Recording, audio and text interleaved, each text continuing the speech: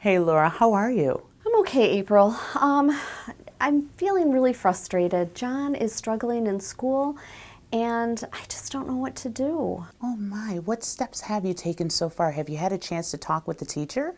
Well, we had a meeting last week, and they talked about doing evaluations, but I really didn't understand what they were. I wonder if you know anything about them. So what is a special education evaluation? A special education evaluation is the process used for making decisions about a child's eligibility for special education. The school can do full committee on special education evaluations just to see how he's doing, what's his learning style, and hopefully, find out if there are areas of challenge or if, his areas of strength. And if nothing has been done since this conversation, please know that you can initiate this by writing a letter and requesting evaluations done for John. Well, you talked about the CSE chairperson. Who is that, and how do I find out who they are? Well, first and foremost, you could check with your school psychologist within your building, or if you're not comfortable with that, you can always call the district office and they'll be able to have that information for you.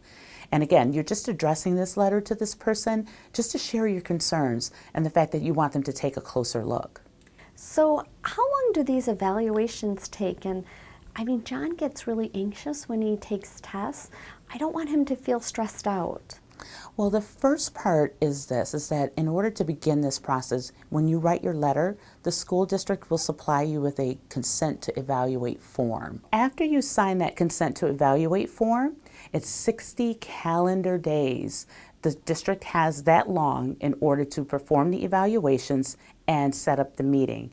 And before that meeting, you would get a meeting notice, so you would know when to plan for it. And if it's not convenient for you, you can let them know.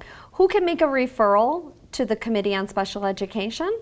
It can be a parent or guardian, professional staff member of the school district, a physician, a judicial officer, a commissioner or designee of a public agency, welfare, health, or education of children, and it can also be oneself if over 18 years of age. So what is the timeline for getting a CSE referral and the process that it takes? First, you would initiate the referral in writing to your Committee on Special Education chairperson, and then within 10 days, you're going to need to get consent to evaluate, which will be sent to you. Then they'll start the evaluation process, decide eligibility, and make recommendations, and then if possible, implement and start either an IEP or a 504 plan. If not, that's a great opportunity to work with your child's teacher to discuss if there's any classroom supports or services that might be able to be implemented. So my mother-in-law is very involved in our lives. Could I ask her to come to the meeting with us? Most definitely. The teacher, John's teacher, will be there, a general education teacher, a special education teacher, and of course you, the family, and anybody that you choose that you want there to help to support you can attend as well. Who is on the Committee on Special Education team? Well, the parents or guardian are always invited. There's at least one regular education teacher of the student.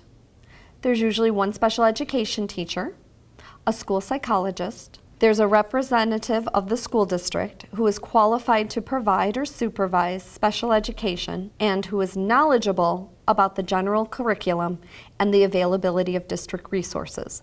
This usually is the Committee on Special Education chairperson, an individual who can interpret the instructional implications of the evaluation results. It can be a school physician, but you do need to put that request in writing prior to the meeting. Any other persons having knowledge or special education expertise regarding the student, if appropriate, the student. And in regards to who can a parent bring, they can bring a friend or a family member who they feel will be supportive and shares their vision for their child's future. And if appropriate and you feel comfortable, it's always important to invite the student themselves so that they can articulate and talk about what their vision or their areas of strengths or challenges are with the CSE team. Who does these evaluations? Do we have to go to a special place? The school can do the evaluations. The school psychologist and the teacher, They would do some classroom observations, just take a look at what's happening in that class and just watching to see, where areas of struggle might exist or what areas that he excels in. It can start with that. Another part would include you, which would be a social history. And they'll just ask you what you see at home. And again, what are your areas of concerns? What do you see? And then along with that, there could be a psychological evaluation, but they really work hard to make it fun for the kids so it doesn't seem like it's something that would cause anxiety or stress. What's included in an evaluation? Well, you should see classroom observations. They will take a social history. There will be a psychological and educational evaluations, so they want to know how they're doing in reading, writing, and math. There'll be multiple sources. You may request a speech therapy evaluation, an occupational therapy evaluation, or a physical therapy evaluation. And of course, the most important part is parental input. I keep hearing people say the word special education, and it makes me nervous. John loves his teacher. He has a lot of friends. I don't want him to change his classroom. Will that change? What's going to happen? Not necessarily. And I think one of the first things that I need you to do is to think about special education as a service.